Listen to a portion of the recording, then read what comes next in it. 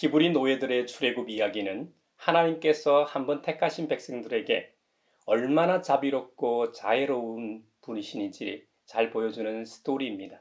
몇 주간 우리가 성경의 기록들을 살펴보았습니다만 이스라엘 백성들은 먹거리가 없을 때, 마실 물이 없을 때, 눈앞에 위험이나 위협이 닥쳤을 때 항상 불평불만을 늘어놓고 원망했습니다. 그때마다 주님께서는 늘 사랑으로 그들을 품으시고 그들이 바라는 것 이상으로 넉넉하게 공급하여 주셨죠. 출애굽기 19장에서 24장에서는 신의 산 언약까지 세우시는 장면이 나옵니다. 그들을 영원토록 사랑하시겠다는 선언과도 같은 것이죠. 물론 조건은 있습니다. 그들이 체결한 신의 산 언약 안에 거하기만 한다면 말입니다. 사실 하나님께서는 많은 것을 요구하신 게 아닙니다. 오직 하나님만을 섬기고 나머지는 이스라엘 사람들 마음대로 할 수 있었습니다. 그런데 이스라엘 백성들이 불평불만을 늘어놓고 원망할 때를 보면 항상 물질 때문이었습니다. 그런데 그 점은 이스라엘 사람들에게만 국한된 것이 아닙니다. 인류의 시작이라고 할 수 있는 아담과 하와 부부로부터 시작하여 지금까지 인류에게 유전되어 온 DNA입니다. 아담 부부에게는 부족한 것이 없었습니다. 그들 앞에는 먹을거리가 항상 준비되어 있었습니다. 단 하나 선악을 알게 하는 나무의 열매만 먹지 않으면 됐습니다. 그런데 눈이 밝아져 선악을 구별할 수 있게 된다는 말에 그만 하나님과 약속을 저버리게 됩니다. 그들에게 돈이 없어 너무 힘든데 돈으로 유혹한 것이 아닙니다. 그들에게 건강이 없어 건강을 줄 테니 하나님과 약속을 어기라는 것도 아니었습니다. 하나님처럼 될 수 있다는 말에 그만 넘어갔습니다. 뱀으로 가장한 사탄 마귀가 하나님과 아담 사이에 이간질을 했습니다. 우리 옛말에도 자기 분수를 알아야 한다고 했죠. 그런데 아담은 자기가 피조물인 것을 망각하고 신이 되려고 했습니다. 로마서 12장 3절에 말씀하십니다. 여러분은 스스로 마땅히 생각해야 하는 것 이상으로 생각하지 말고 하나님께서 각 사람에게 나누어 주신 믿음의 분량대로 분수에 맞게 생각하라고 사도 바울을 통해 권면하십니다. 인간은 제한적인 존재입니다. 오감을 통해 세상과 소통합니다. 그러고 보니 오감 중에 촉감만 몸의 다른 부분과 공유하지 나머지 네 가지 감각은 다 머리에 위치해 있네요. 시각, 후각, 미각, 청각을 담당하는 이 눈, 코, 입, 귀는 다 머리에 위치해 있습니다. 이 기관들의 위치가 얼마나 잘 조화를 이루느냐에 따라 잘생김과 예쁨의 척도가 되기도 합니다. 우리가 아름답다고 판단하는 근거도 사실 물질적인 것이죠. 사람의 생김새가 본질이 아닙니다. 그러한 기능으로 세상을 바르게 보느냐, 세상의 소리를 바르게 듣느냐, 세상의 향기와 악취를 구별해서 제대로 맡느냐, 세상의 맛을 제대로 맛보고 먹느냐에 따라 그 존재의 의미가 결정됩니다. 그러니 우리 그리스도인들은 사람을 외모로 판단하지 말라고 하신 주님의 말씀을 명심합시다. 우리를 창조하시고 만드신 하나님께서 우리를 외모로 판단하지 않으시는데 누가 하나님의 작품을 외모로 판단할 수 있단 말입니까? 사랑하는 형제자매 여러분, 저와 여러분은 예수님의 핏값으로 산 다른 사람들을 외모로 판단하지 맙시다. 물론 세상을 보는 눈과 이 사회에서의 미의 기준이 있어 차이는 있지만 우리는 주님의 제자로서 주님의 가르침을 따라야 합니다. 우리는 사람됨을 보고 그 사람됨의 향기와 사람됨의 움직임에 의해서 나타나는 사랑의 소리에 귀를 기울여야 합니다. 그럴 때 우리는 하나님께서 최초에 만드신 사람 본연의 모습을 맛보게 되고 그런 사람들과 서로 부딪히며 접촉하며 살게 될 겁니다. 이런 곳이 하나님의 나라요, 교회, 공동체의 참 모습이라 믿습니다. 이스라엘 백성들은 우리보다 앞서 이런 말씀을 받은 존재들입니다. 십계명에 보면 이런 점이 잘 나타나 있죠. 십계명 중 하나님과의 관계는 바로 40%밖에 되지 않습니다. 나머지 60%는 인간 세상에서 관계를 맺고 살아가는 사람들끼리 서로 존중하고 지켜야 할 약속들입니다. 자기 자신의 부모를 공경하는 것, 타인의 생명을 존중하는 것, 음욕을 품고 성적 쾌락을 위해 타인을 범하지 않는 것, 남의 물건을 탐하지 않는 것, 사실만을 말하고 이익을 위해 이웃에게 불리한 거짓 증언을 하지 않는 것, 그리고 이웃의 집의 소유를 탐하지 않는 것은 더 나은 세상을 위한 최소한의 약속이 아니라 이것만 잘 지켜진다면 사실 세상에는 법이 필요 없을 겁니다. 법정에서 발생하는 대부분의 소송이 돈과 관련이 있습니다.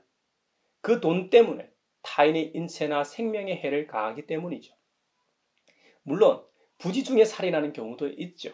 고속도로를 달리다 블랙 아이스에 미끄러져 조정이 불가능한 경우라든지 시내 주행을 하고 있는데 급발진으로 인해 브레이크가 작동하지 않는 상태에서의 교통사고 등이 이에 해당할 겁니다.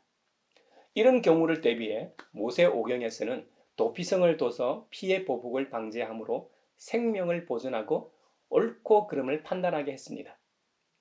이 사회에서 법이라는 것은 최소한의 안전장치입니다. 더불어 살아가는 데 있어 서로에게 해를 끼치지 않고 서로 안전하고 평화롭게 살아가기 위한 장치 말입니다. 그런데 법을 집행하는 자들이 그 도구를 이용해 악행을 저지를 때는 막을 방법이 없습니다. 법안을 발의하는 입법기관인 국회도 보면 법 전문가들이 상당수 있죠. 국회 상임위원회 중에서도 법제사법위원회는 국회에서 사실상 상원 역할을 하고 있다고 합니다. 법사위 위원 18명 중 12명이 법조인이고 그 중에 판사 출신이 5명, 검사 출신이 6명입니다. 그러니 법안 발의할 때도 법조인들, 특히 판검사가 불리한 법안은 발의하기가 어려운 것이죠. 이 점은 보수 진보 진영을 가리지 않습니다. 국민들 입장에서는 참으로 답답할 따름이죠.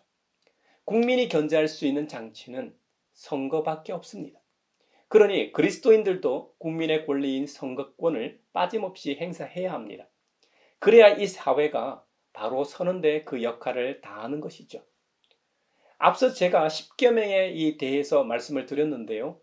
자기 자신의 부모를 공경하는 것, 타인의 생명을 존중하는 것, 음욕을 품고 성적 쾌락을 위해 타인을 범하지 않는 것, 남의 물건을 탐하지 않는 것, 사실만을 말하고 이익을 위해 이웃에게 불리한 거짓 증언을 하지 않는 것, 그리고 이웃의 집의 소유를 탐하지 않는 것은 더 나은 세상을 위한 최소한의 약속이 아니라 이것만 잘 지켜진다면 사실 세상에는 법이 필요 없을 겁니다.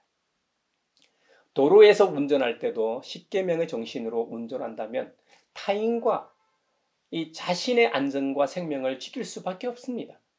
교통사고가 나는 것이 기적이요 희귀한 일이 될 겁니다. 각자가 분수에 맞게 생활하고 탐하지 않는다면 범죄율이 현저히 떨어지는 정도가 아니라 범죄율이 없는 사회도 가능하다고 믿습니다. 남의 필요를 이웃들이 서로 돌아본다면 미연에 얼마든지 방지할 수 있을 테니까요. 이스라엘 백성들이 시내산에서 하나님과 맺은 언약, 십계명을 얘기하면서 이 사회의 몇 가지 문제점이라고 그럴까요? 그런 예를 들어 나누었습니다. 저는 그리스도인들만이라도 십계명의 정신으로 세상을 살아가길 바라며 기도하며 축원합니다. 그럴 때 이 세상은 지금보다 좀 더 살맛 나는 세상이 될 테니까요. 그런데 이스라엘 백성들은 이렇게 중요한 십계명을 받은 지 얼마 되지 않아 헌신짝처럼 버렸습니다. 모세는 하나님의 말씀을 언약서에 기록하고 그 언약서를 가져다가 백성들에게 낭독했습니다.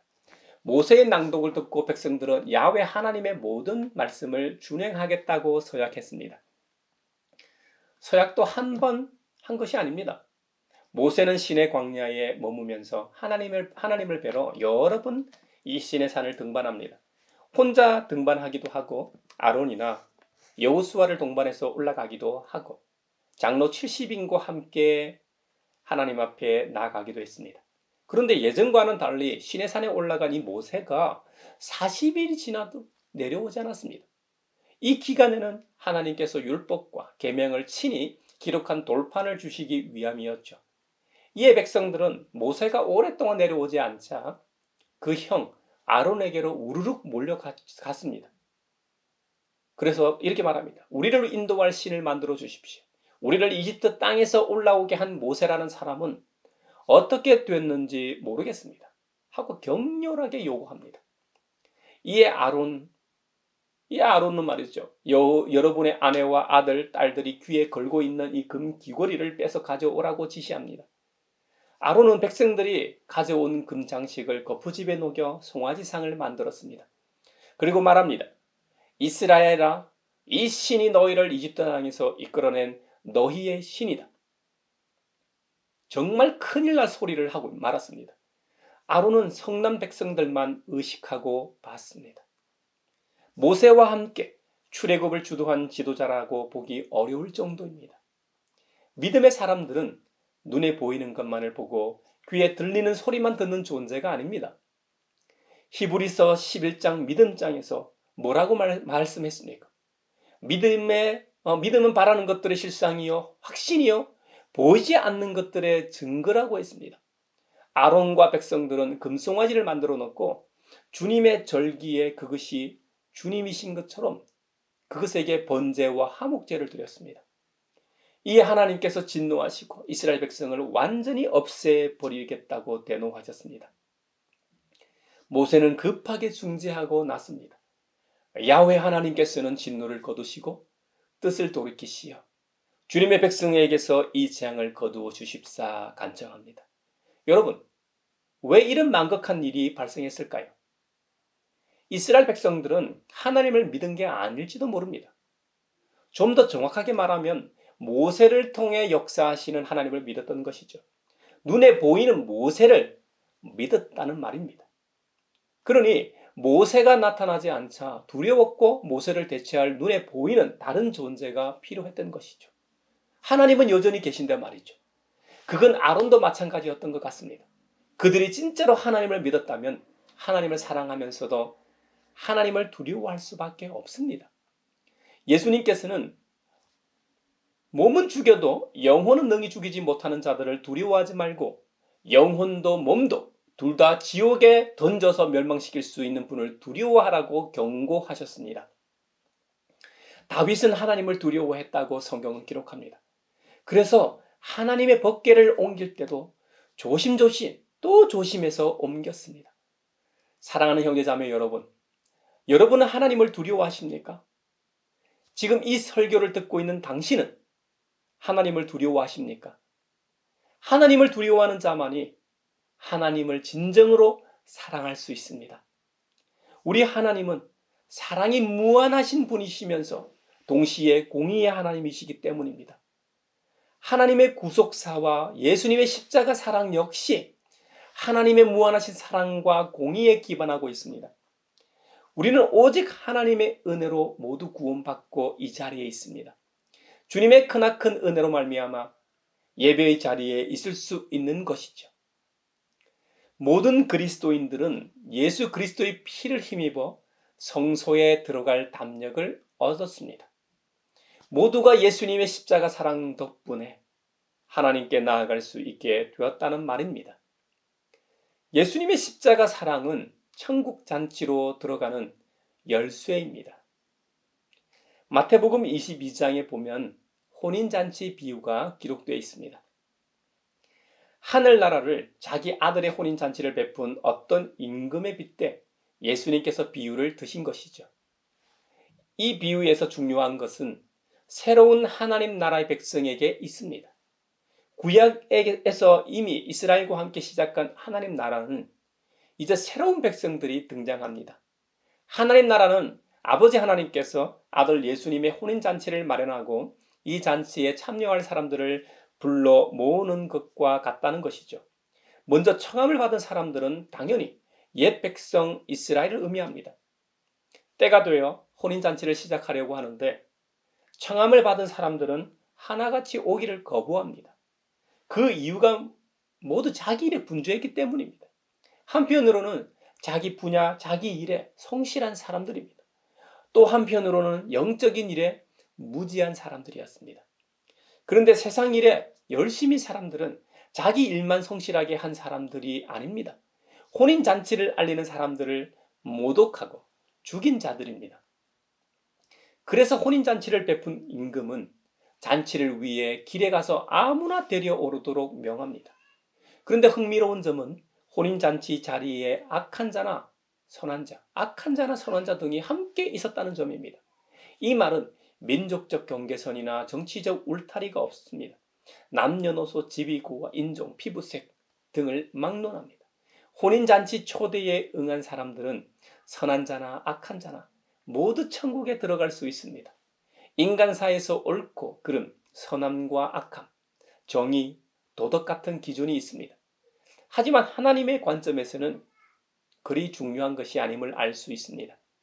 이 세상의 기준은 이 세상을 살아가는 데 있어 중요한 법칙이고 기준입니다만 하나님 나라에 들어가기 위한 조건은 아님을 분명히 합니다. 다만 딱 한 가지 조건이 있습니다. 누구나 혼인잔치에 참여할 수 있지만 임금이 준비한 혼인잔치에 맞는 예복을 입어야 했습니다. 그가 이 사회에서 범죄자라고 락이 찍힌 사람이라고 해도 혼인잔치에 초대를 받고 임금이 준비한 예복을 입기만 하면 참여할 수 있다는 사실입니다. 심지어 혼인잔치에 초청받았고 묵묵히 따라 들어왔지만 예복을 입지 않았다는 이유로 쫓겨난 사람도 있습니다. 심지어 이 사람의 손발을 묶어서 바깥 어두운 데로 내던져서 거기서 슬피 울며 이를 갈게 된다는 겁니다. 너무 무섭고 끔찍합니다. 그렇다면 우리의 궁금증은 예복이 무엇인가 하는 것입니다. 이스라엘 백성을 대신해 초대된 점을 생각하면 예복은 이스라엘 백성들이 실패한 것입니다. 바로 하나님의 아들 예수 그리스도 우리의 구원자에 대한 믿음일 겁니다. 또 유대인들을 위한 복음서인 마태복음의 성격상 예수님을 믿고 예수님의 말씀에 순종하는 사람들만이 긍정된다는 점에서도 예복은 예수님을 믿고 예수님의 말씀대로 살아가는 것을 의미함을 알 수 있습니다. 이 비유는 옛 백성인 이스라엘은 물론이거니와 새로운 백성으로서 그리스도인들과 이들의 모임인 교회에게 하시는 말씀이기도 합니다. 그런 점에서 새로운 백성이요 그리스도인인 저와 여러분 모두가 예수님을 믿고 예수님의 말씀을 따라 살아가고 있는지요? 다시 한번 말씀의 거울 앞에 서서 자신을 돌아보고 성찰할 수 있기를 바랍니다. 여러분, 그런 점에서 사도 바울은 구체적으로 적용할 거리를 우리에게 제공하고 있습니다. 주님 안에서 같은 마음을 품으라는 것이죠. 그리스도인들이 같은 마음을 품을 수 있는 것이 무엇이 있을까요? 그것은 두말할 것 없이 우리 주 예수 그리스도의 마음입니다. 우리 주님은 우리를 죽기까지 사랑하신 분입니다. 스데반 집사님처럼 자신의 동족을 위해 복음을 전하다 그들의 손에 돌을 맞아 죽어 순교하기까지 사랑하는 분들도 있습니다. 산돌 손양훈 목사님 같이 자신의 아들을 죽인 원수를 양아들 삼아 사랑을 실천하는 분도 있습니다. 하지만 이런 힘은, 이런 능력은 우리에게서 나오는 능력이 아닙니다. 하나님께서 주셔야만 가능한 일입니다. 저는 이 시간 이 정도까지 살자고 하는 것이 아닙니다. 저와 여러분은 스데반 집사님이나 손양훈 목사님 같이 살지 못할 겁니다. 하지만 사랑하는 흉내라도 내보자는 것이죠. 사랑하는 척이라도 해보자는 겁니다. 그러다 보면 사랑하는 것이 몸에 있고 내 체질이 되고 내 성품이 되고 사랑하고 사랑을 베푸는 것이 어색하지 않고 자연스러워지는 단계까지 자라가게 될 겁니다. 사랑하는 형제자매 여러분, 우리 모두와 우리 가정 교회가 동일하게 주님의 마음을 품길 주님의 이름으로 축원합니다. 다음으로 기뻐하고 관용을 베풀라고 합니다. 좋은 일이 있으면 누구나 기뻐하죠. 이런 경우는 누가 시키지 않아도 웃음이 절로 납니다. 회사에서 프로젝트를 하나 맡아 그 일을 잘 해낼 때 어떻습니까? 기쁘죠. 안도의 한숨과 더불어 기쁘죠. 내 자식이 잘 되면 또 어떻습니까? 당연히 기쁘죠. 입시를 잘 보고 취업을 잘하고 결혼을 잘하고 손자 손녀를 낳고 뭐 좋은 일이 생기면 말할 것도 없이 당연히 기쁘겠죠. 이런 건 하나님의 백성이 아니더라도 이 세상 사람 누구라도 하는 것입니다. 그리스도인들은 뭐가 달라도 달라야 하지 않겠습니까? 어려움을 만났을 때 기뻐하는 것은 정말 어려운 일입니다. 그래서 연습이 필요한 것이지요. 웃는 것도 연습이 필요합니다. 여러분이 교회에 올 때마다 거울 앞에 서서 웃는 연습을 해 보십시오. 성도들을 만나 인사를 할 때 어떻게 웃으면 다른 성도들에게 샬롬을 전할 수 있을까? 예전에 코미디 중에 웃으면 복이 와요라는 프로그램이 있지 않았습니까? 제가 청소년부에서 2년 정도 반강제로 예배당에 들어오기 전에 웃는 연습을 시킨 적이 있습니다. 담당 교육자였던 저부터 시작해서 부서장님, 선생님들, 그리고 모든 학생들에게 연습을 시켰습니다. 처음에는 얼마나 어색한지 거울 앞에 서서 웃는 사람들의 얼굴을 보니까 참 어색하더라고요. 적지 않은 사람들이 얼굴에 경련까지는 아니더라도 이 볼살이 떨리더라고요. 그만큼 익숙하지 않은 것이죠. 그런데 한 반년 정도 연습하니까 얼굴 앞에 이 거울 앞에 선 사람들 모습이 자연스러워졌습니다. 그리고 1년 정도 지나니까 청소년부 공동체에 웃는 일이 많아졌습니다. 서로 문안 인사를 할 때도 이전보다는 훨씬 더 진심으로 기뻐하며 인사하는 모습을 경험한 적이 있습니다. 사랑하는 형제자매 여러분, 관용이라는 것은 연습만으로는 불가능합니다. 타인에 대한 용서는 우리의 힘만으로는 안 돼요. 나에게 해를 끼친 타인을 용서하는 일이 정말 힘든 일입니다. 그래서 관용은 하나님께서 용서할 수 있는 능력을 주셔야만 가능합니다. 좀 전에 손양훈 목사님 예를 들었습니다만 손 목사님이 단번에 두 아들을 죽인 원수를 양자 삼아야겠다고 생각했을까요? 아니요. 죽은 두 아들의 아버지 입장에서는 복수하고 싶은 심정이었을 겁니다. 때려 죽여도 찢어 죽여도 시원찮았을 겁니다. 하지만 그래도 내가 목사인데, 그래도 내가 그리스도인인데, 그렇게 기도하고 또 기도하고 주님께 묻기를 반복하다 성령님께서 힘과 능력을 주셔 구명운동을 하고 사형장으로 갈 인생을 데리고 와 양자 삼았던 거 아닙니까? 우리도 관용을 베풀기 위해서는 먼저 하나님의 은혜와 능력을 구해야 합니다. 그리고 기뻐하는 일처럼 연습해야 합니다. 작은 일에 관용을 하다 보면 좀 더 큰 용서가 필요할 때 관용을 베풀 수 있게 되는 법입니다. 한 번도 용서한 경험이 없는 사람이 갑자기 용서할 수 있을까요? 거의 힘든 일입니다. 그러므로 가양교회의 형제자매 여러분, 우리 모두가 하나님께서 우리를 관용하셨던 것처럼 우리 자신도 관용할 수 있기를 바랍니다. 관용하는 능력이 나타나길 바랍니다. 원하고 바라고 기도합니다라는 곡의 가사처럼 이 세상을 살아가는 동안에 나의 힘을 의지할 수 없으니 기도하고 낙심하지 맙시다. 예수님이 우리의 참 소망이 되시기 때문입니다. 그러면 어떤 일이 생기느냐? 하나님의 꿈이 나의 비전이 되고 예수님의 성품이 나의 인격이 되고 성령님의 권능이 나의 능력이 됩니다. 할렐루야! 이런 놀라운 일이 우리의 삶과 가정과 직장 가운데 일어나길 주님의 이름으로 축원합니다. 또한 이런 은혜가 우리 가양교회 공동체 안에 일어나길 간절히 원하고 바라고 기도하며 축원합니다.